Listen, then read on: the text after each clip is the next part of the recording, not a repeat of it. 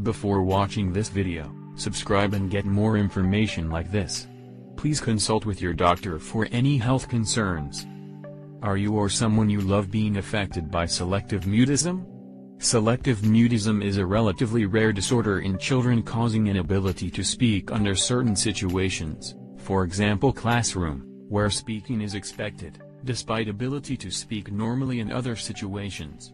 Selective mutism is estimated to affect 0.1 to 0.7% of the population, but the condition is likely underreported due to poor understanding of this condition by the general public. Symptoms usually begin between 2.7 and 4.2 years of age. This article will offer some tips on how to overcome selective mutism and minimize its detrimental effects on the affected individual's social functioning. Steps: 1. Check to see if you, a friend, or loved one, meet the criteria for having selective mutism, consistent inability to speak in specific social situations, for example at school, where speaking is expected. Ability to talk and normally interact in other circumstances. The inability to speak under certain situations is having a negative impact on social and academic functions. The symptoms last for longer than 1 month. Excluding the first month of school, it takes time to adjust to a new environment.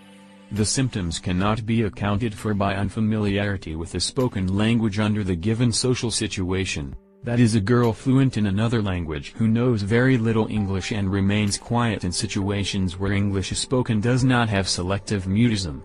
The symptoms cannot be accounted for by another disability, such as autism, Asperger's syndrome, schizophrenia, or general psychotic disorders. The inability to speak is not by choice, but rather by extreme anxiety preventing the individual from speaking. To recognize the extent to which selective mutism is affecting your daily functioning. To overcome selective mutism, you must first recognize how it is affecting you. Find out the specific circumstances in which you are unable to speak. For example, a child may speak normally with peers, but unable to talk to adults. Another child may talk and behave totally normal at home, but remains completely silent at school.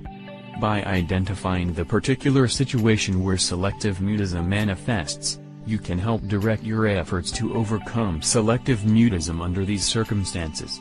3. If you can get others to help, try to overcome selective mutism gradually with the stimulus fading technique, under a controlled environment, where help is readily available. Interact with someone whom you can communicate with comfortably. Then gradually introduce another person to interact with to join the conversation. Start with the most comfortable person you can talk with and progress gradually to the most uncomfortable person for you to talk to. The idea of this technique is that the anxiety caused by the persons you feel uncomfortable interacting with will fade away when this stimulus is associated with another person you feel very comfortable interacting with. 4. If the technique above fails to work entirely, or cannot be carried out readily, try to overcome selective mutism using the systematic desensitization technique. First imagine yourself in the situation wherein you cannot speak, then imagine speaking. Then try to interact with persons in that scenario indirectly, for example via letter, email, instant message, online chat, etc. Then progress to more interactions, such as by phone, then interact at a distance, and eventually to more direct interactions. This method is also highly effective for numerous other anxiety disorders, such as specific phobias. The idea of this method is to overcome the anxiety-causing inability to speak by gradual exposure to increasing levels of the anxiety-provoking stimulus, eventually becoming desensitized enough to overcome the actual situation.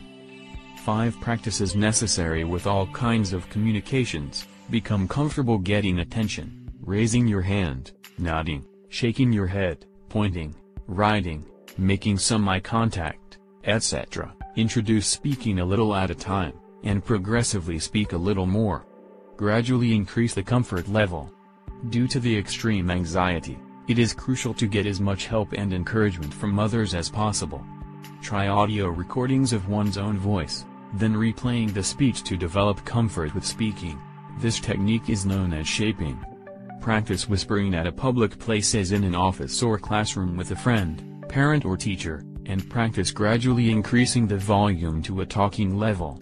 6. Use contingency management, whereby you get a simple reward for speaking under anxiety-provoking situations. 7. Focus on positive thinking to help overcome the anxiety. Instead of thinking I can't talk, think I can try to talk and make it possible if I work at it. 8. Realize that butterflies, nervousness or even shaking, are common in certain situations, hence, you should start with smaller groups. One may benefit from public speaking classes for learning to do presentations, and even for small venues such as job interviews. Entertainers and other public speakers get used to having that stress when speaking or singing for a large audience. Sometimes, however, even well-experienced entertainers turn to drugs to attempt to control these stressful feelings, to relax on stage. Later in one's career, while being naturally relaxed, one may desire to feel the old excitement, when it is rarely felt at all. Often, at the head table or on stage, one may look at each other to offer support and to get a smile or a nod of appreciation. There is considerable stress related to new social situations as well as in the larger venues with crowds. 9. For severe selective mutism, the above techniques may not work adequately to overcome the disability. In that case, you should seek professional help and may require the use of medications to cope with selective mutism. Common medications prescribed to help reduce anxiety to allow speaking and interaction include fluoxetine, Prozac, and other selective serotonin reuptake inhibitors, SSRIs.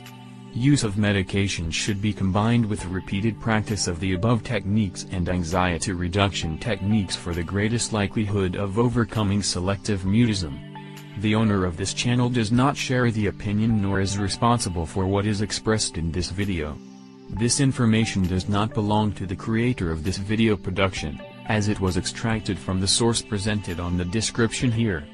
This production was made only for information purposes and cannot be used as a medical advice, diagnosis or treatment. Subscribe and share this video with your friends on Facebook and Twitter to get more information like this. Thank you for watching our channel. See you next video.